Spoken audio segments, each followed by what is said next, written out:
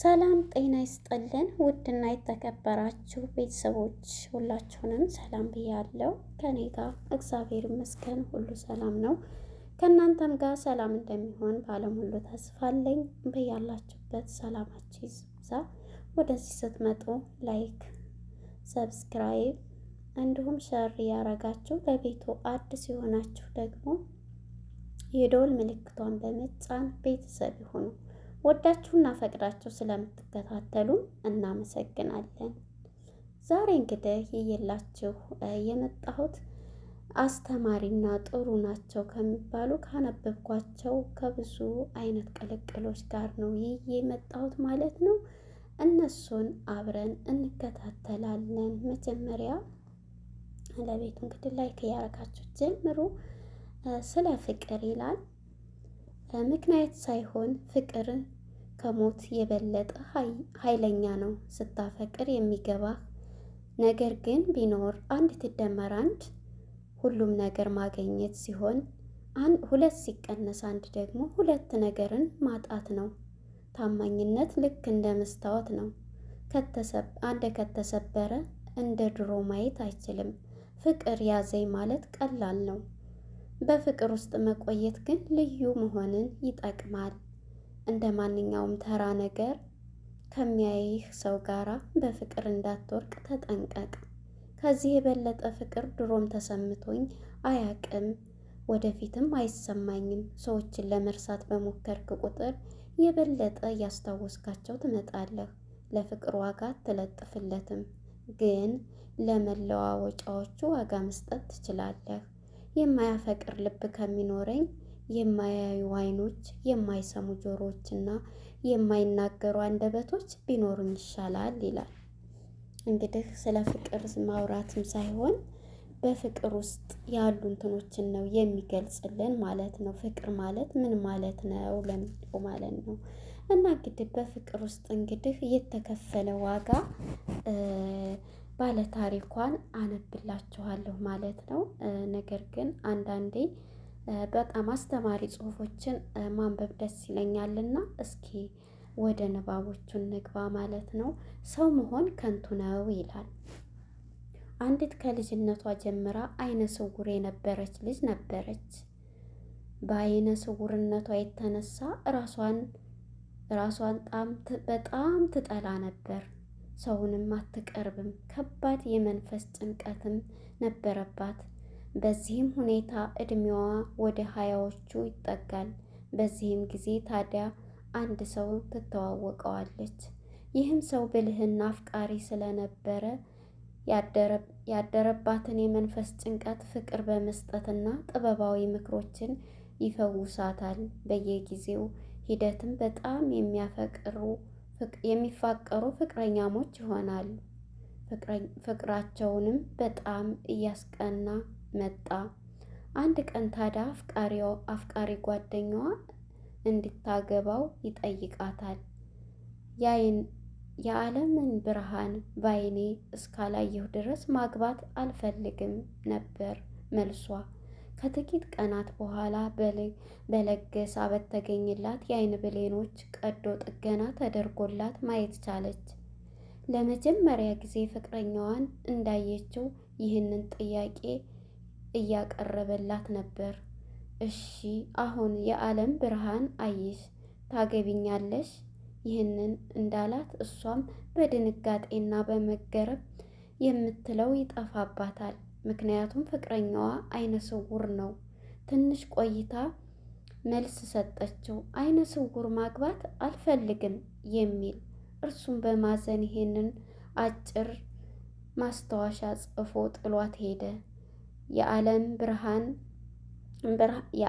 ብርሃን እንድታይ ሁለት አይኖችን መለገሴ አይጸጽተኝም፣ ምክንያቱም ለዘላለም አፈቅርሻለሁና ብሎ ጽፎላት ሄደ። እንግዲህ እኛ በተደረገልን ነገር የማናመሰግነን እንግዲህ እሱ በማፍቀሩ የራሱን አይን ለግሶላታል። ነገር ግን እሷ ከዛ ውስጥ የወጣችበትን እረስታ መጨረሻ ላይ እኔ አይነ ስውር አላገባም የሚል መልስ ነው የሰጠችው። አይገርምም? እሱም በዚህ በቃ ስለሚያፈቅራት ስለሚወዳት መጨረሻ ላይ አይኖችን የለገስኩሽ የአይን ብሌኖችን እኔ ነኝ በማለት ይሄንን ብሏት ይለያታል። እንግዲህ ለሷ ምን አይነት ጸጸት ነው የምትጸጸተው? ይሄንን ብሏት ሲሄድ አይኖቹ የእሱ ናቸው፣ ግን እሷም አይነ ስውር ነበረኝ። መጨረሻ ላይ ግን ምንድን ነው ያል መጨረሻ ላይ ትታው ነው ማን ነው አልፈልግም እኔ አይነ ስውር አላገባም ነበረ ብላው የተለየችው። ይሄን ግን ሲላት እሱም የመጨረሻውን ውሳኔውን ነግሯት ሄደ።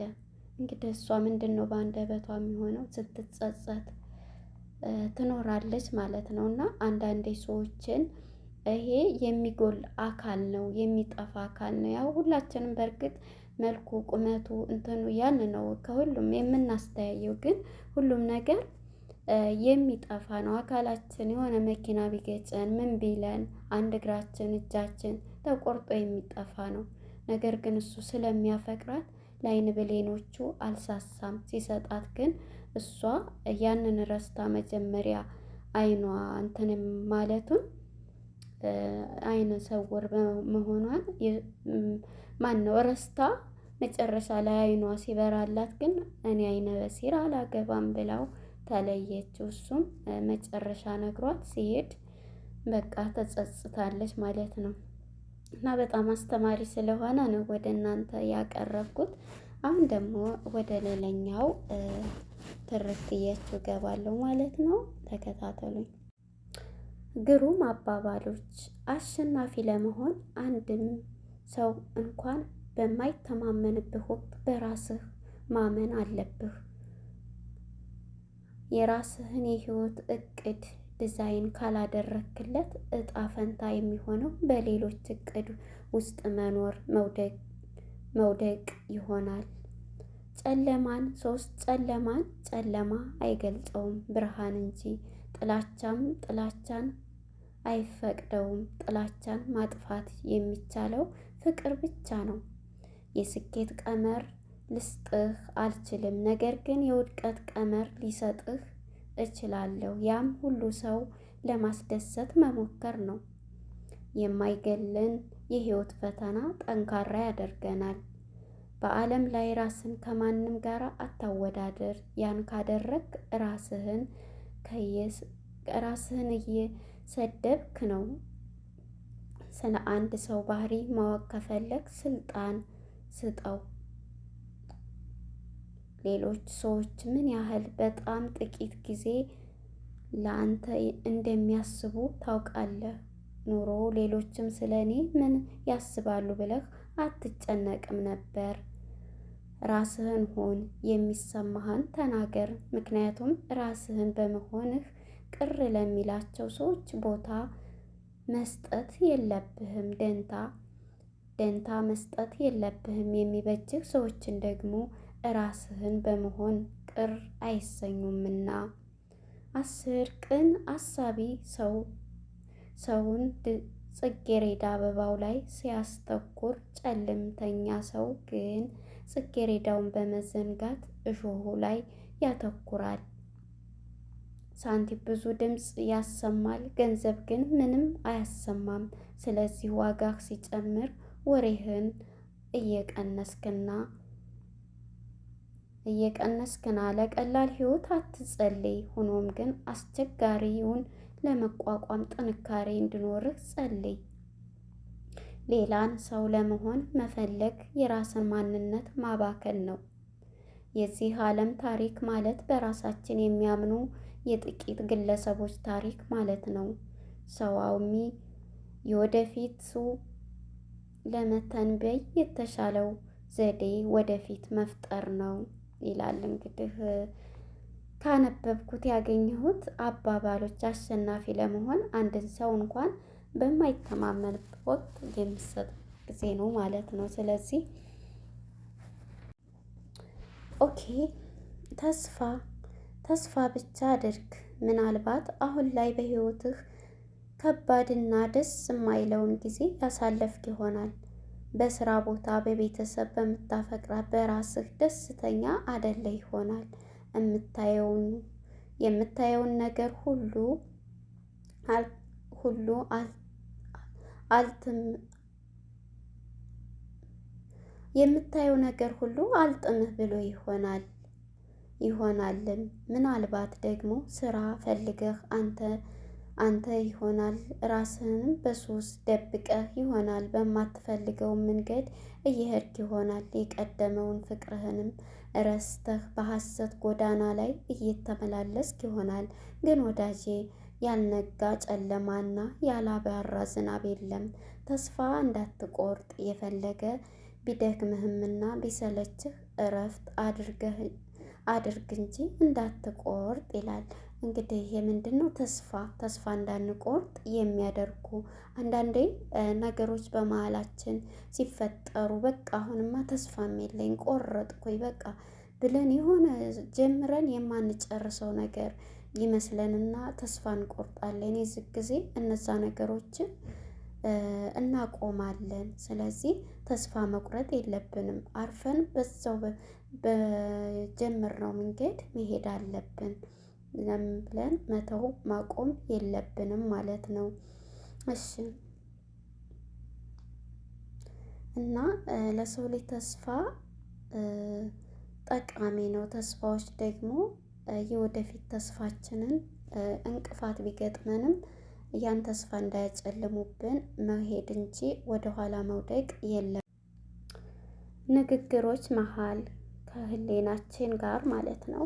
ውስጣዊ ሀሳባችን ከራሳችን ጋራ ማስታረቅ ሲሳንን ማውራት ትጀምራለህ። ሰውን ከወደድከው እንዲሄድ ፍቀድለት። ተመልሶ ከመጣ መቼም ትቶህ አይሄድም። ሂዶ ከቀረ ደግሞ መቼም ያንተ አልነበረም። ሁላችንም እንደ ብሩህ ጨረቃ ነን። ጨለማውን ክፍላችን ሁሌም አብሮ ይኖራል። ከማንም ጋር እንደሳቅ ልትረሳውም ትችላለህ። ከማንም ጋር እንዳለቀስክ ግን አትረሳውም። እስከምንለያይ ድረስ የፍቅር ነው ያህል እንደሆነ እናውቃለን ይላል። አመስጋኝ እንሁን። ከዕለታት አንድ ቀን ሞላና ሳርዶን በአንድ ተራራ አጠገብ ሲያልፉ ተንሸራቶ ወንዝ ይገባል። ከውሃውም ጋር ሲታገል ቆይቶ ሞት አፋፍ ላይ ሲቃረብ ሃይማኖት ባለፈበት ያላለፈው ሰው ወደ ፈጣሪው ጮሆ አምላኬ ሆይ እባክህን ከሞት አድነኝ፣ ካዳንከኝም ከዛሬ ጀምሮ እጸልያለሁ፣ ትእዛዝህንም እፈጽማለሁ እያለ ጮኸ። በዚህም ጊዜ ከወንዙ ዳርቻ ያለ አንድ የዛፍ ስር አጋጠመውና ለቀም አድርጎ አምላኬ ሆይ ግደለኝ አትቸገር አለ። ገና ይህንን ተናግሮ ሳይጨርስ ግን የጨበጠው ግንድ ተሰብሮ ተመልሶ ወንዙ ውስጥ ገባ። ተደናግጦም ምነው አምላኬ ሆይ ቀልድ አታውቅም እንዴ አለ ይባላል። ይቺ ትንሽ ቀልድ የአእምሯችንን አሰራር ቁልጭ አድርጋ ታሳየናለች።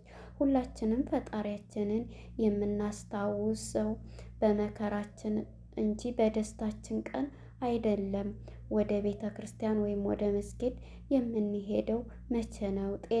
ጤነኞችና ደስተኞች በምንሆንበት ሰዓት?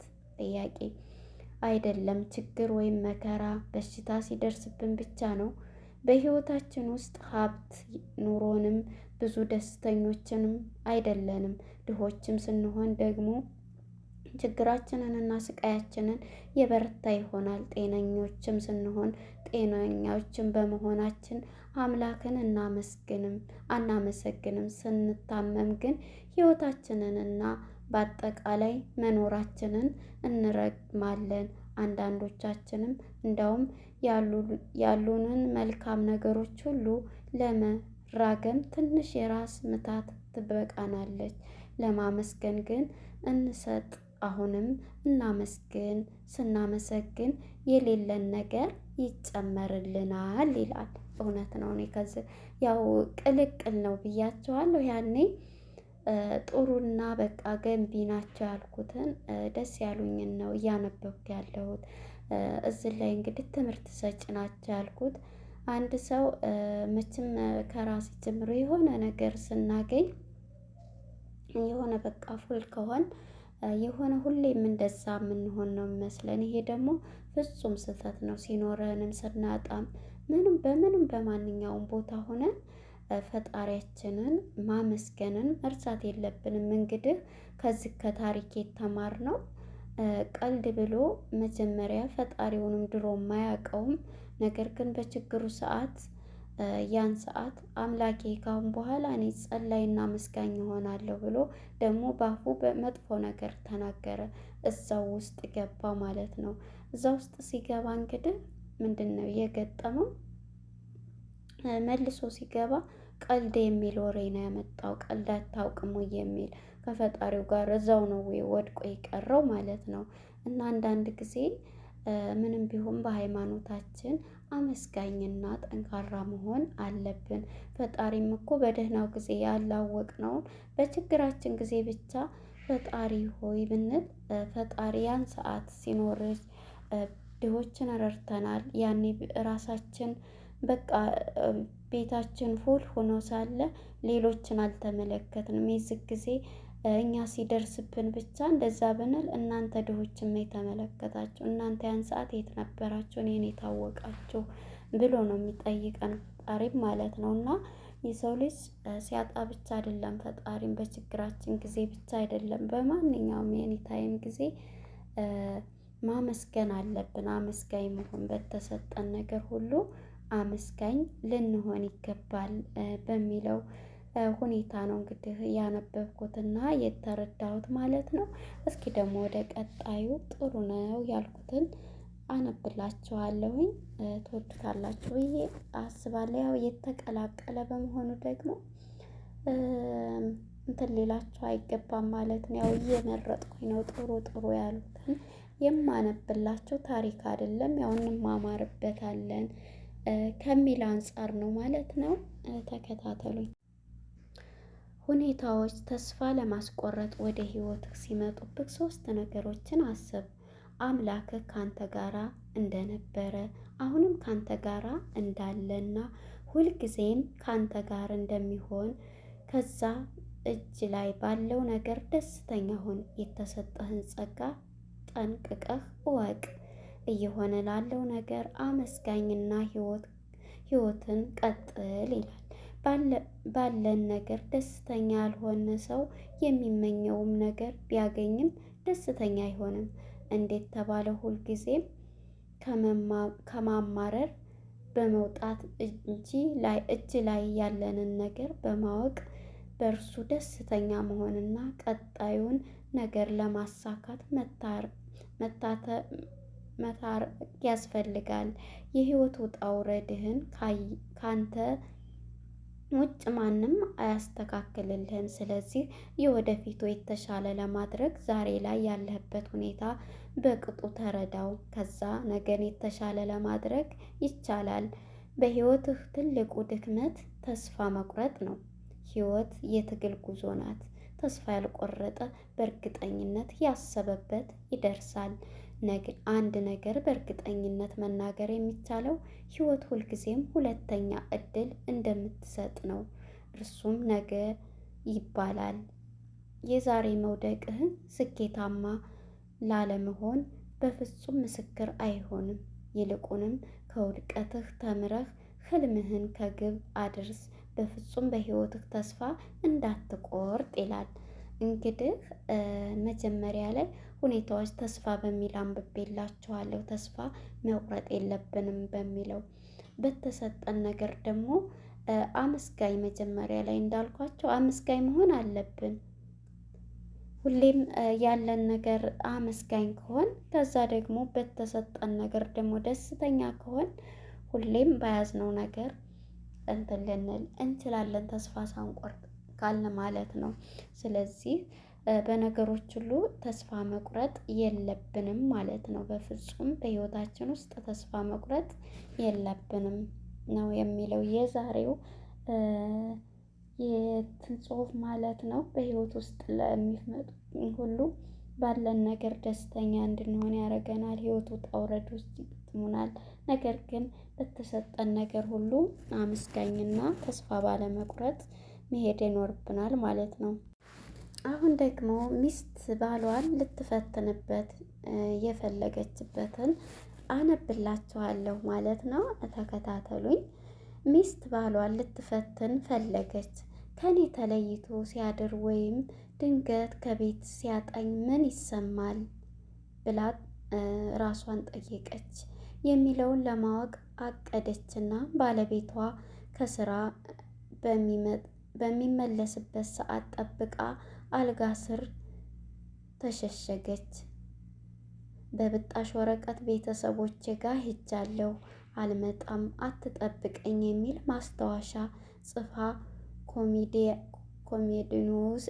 ኮሜድኖ ላይ አስቀምጣ አልጋ ስር ገባች። ባል ወደ ቤት ሲገባ ባለቤቱ የለችም። ወረቀቱን አነበበና እሱም መልሶ ጫር ጫር አድርጎ ወረቀቱን ያገኘሁበት ቦታ አስቀመጠውና ልብሱንም መቀየር ጀመረ። ልብሱን ቀይሮ እንደጨረሰ ሞባይሉን አነሳና ሄሎ ፍቅሬ፣ የኔ ማር እንዴት ነሽልኝ? ዛሬ ምርጥ ጊዜ እናሳልፋለን። ባለቤቴ ቤተሰቦቿ ጋር ሄዳለች፣ አትመጣም። አንቺ እኮ ማር ነሽ። እሷ ሳላገባ ባውቅሽም ኑሮ እሷን አላገኝም ነበር። አትመጣም። አንቺ እኮ ማር ነሽ። እሷን ሳላገባ ባውቅሽ ኑሮ እሷን አላገባም ነበር። ከ5 ደቂቃ በላይ አልቆይም። ዝግጁ ሆነሽ ጠብቂኝ፣ መጥቼ ወስድሻለሁ ባየኔ ጣፋጭ ብሎ ወሬውን ጨርሶ ተነስቶ ወጣ። ሚስት አልጋ ስር ሆና ቀጥል ብንግግር ብላለች። አልጋው ስር ሆና ቅጥል ብግን ብላለች። ይቅርታ ለፊደሉ ሆና ቅጥል ብግን ብላለች። ልክ እንደወጣ አፍናው የቆየችውን ለቅሷን አፈነዳችው። ከዛም ምን አባቱ ነው ጽፎ ያስቀመጠው አለችና ወረቀቱን አንስታ ስታነበው ቂሎ ባንቺ ቤት መደበቅሽ ነው አይደል? እግሮችሽን ገና ስገባ ነው ያየሁት። በይ እራት ገዝቼ መጣሁኝ። እንባሽን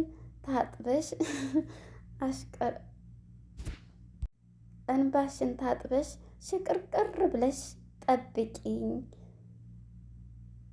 ብለሽ ጠብቂኝ ነበር የሚለው ፍቅር ብሎ የሰጣት ማለት ነው። እንግዲህ አንዳንዴ ነገሮችን በጣም እያሳቀኝ ትርክት ነው። ነገሮችን እኛ እንዴት ነው የምንረዳው? ስለዚህ እሱን ለመደበቅ ነበረ የገባችበት ሂደት።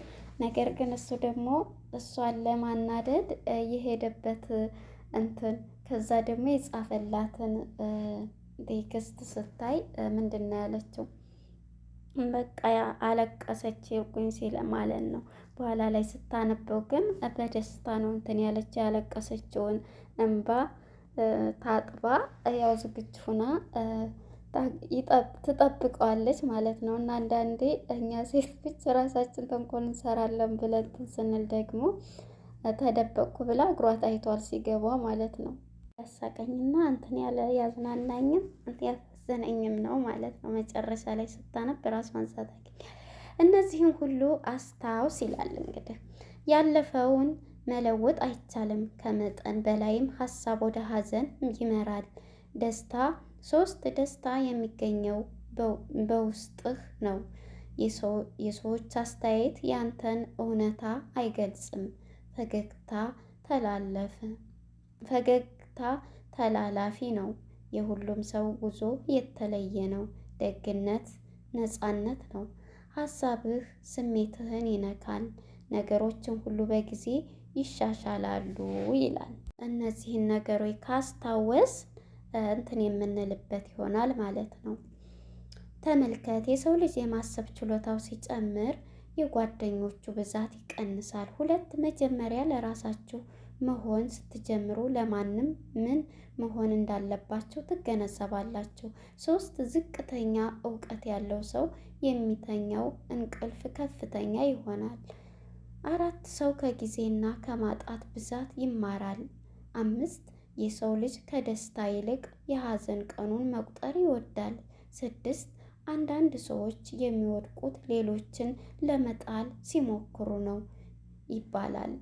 ትክክለኛ አባባል ነው። ሰዎችን ለመጣል ስንፈልግ እራሳችን እንወድቃለን። ሰዎችን ለመጣል የምንቆፍረው ጉድጓድ ቀድመን እኛ እንገባበታለን። ስለዚህ ሰዎችን ከክፋት ይልቅ መልካምነትን ማሰብ ጥሩ ነው ማለት ነው። ይህን ይመስላል። እስኪ ስኬት ለስኬት ምን አይነት እንትን አለን የሚለው የስኬት መጀመሪያ ግብህን አውጣ፣ ስንፍናን ከህይወትህ አስወግድ፣ ሁልጊዜም በግብአዊ ላይ ያተኩሩ፣ ጊዜን ለመቆጣጠር ይማሩ፣ በጥሞና ማዳመጥን ይማሩ፣ በራስ መተማመን ሊኖር ይገባል። ሰባተኛ ሀቀኛ መሆን ተማር። ስምንት እንዴት እንደምንናገሩ ይማሩ፣ አዎንታዊ መሆኑን ይማሩ። አስር ሁልጊዜም መማሩን ይቀጥሉ ይላል። ከመማር እንግዲህ መጀመሪያ ወደ ስኬት ከመግባታችን በፊት ለስኬት እቅድ ማውጣት፣ ግብአዊ አውጣ ማለት እቅድ ወይም ግብአዊ ነው። ስንፍናን ከህይወት አስወግድ፣ ነገ ሰራዋለሁ ወይም ይሄን አደርገዋለሁ እያል ጊዜ መስጠት የለብንም። ዛሬ ከሆነ ዛሬ ነው መስራት ያለብን ማለት ነው። ሁልጊዜ በግብ ላይ ያተኩሩ። አይዋ አንድ ነገር ጀምረን ካልተሳካልን ስኬታማ ይሄ ላይሆን ይችላል። ከሌ ስለ ወይም በንግድ ስራ ለምሳሌ ከሄድ ከሌ እኮ በዚህ ላይ ወርቋል ብለን እሱ ስለወደቀ ብለን እኛ ማቆም የለብንም። የያዝነውን እቅድ በራሳችን መመራት፣ በራስ መተማመን ሊኖርብን ይገባል። ጊዜን ለመቆጣጠር ጊዜያችንን መጠቀም አለብን። ዛሬ ካልተጠቀምንበት ነገ ሁሉም ነገር ልናገኘው አንችልም። ማይክሮ ሰከንድም ቢሆን ማለት ነው። በራስ መተማመን ሊኖረን ይገባል። እውነት ነው። በራሳችን ካልተማመን በሰዎች ከተመራን መቼም ቢሆን በራሳችን ቆም አይደለም ማለት ነው። ሀቀኛ መሆንን ተማር። እውነት ነው። አንደኛ እውነትን ይዘህ በእውነት ላይ አተኩር ብሎ 10 ነጥቦችን ያው በነጥብ ነው ተቀምጠዋል ማለት ነው። እነሱን ደግሞ በዝርዝር ሀሳብ በቀጣይ እንማማርባቸዋለን ማለት ነው። በጣም ደስ የሚሉ ጽሁፎችን ያው ቅልቅል ናቸው ስንማማር ቆይተናል ማለት ነው። በቀጣይ ደግሞ ደስ በሚሉ ግጥሞችና እንትኖች ይዘን እንመጣለን ማለት ነው። እርምሽን አውጪ ይላል ገጥሞ ያገኘሁት ማለት ነው።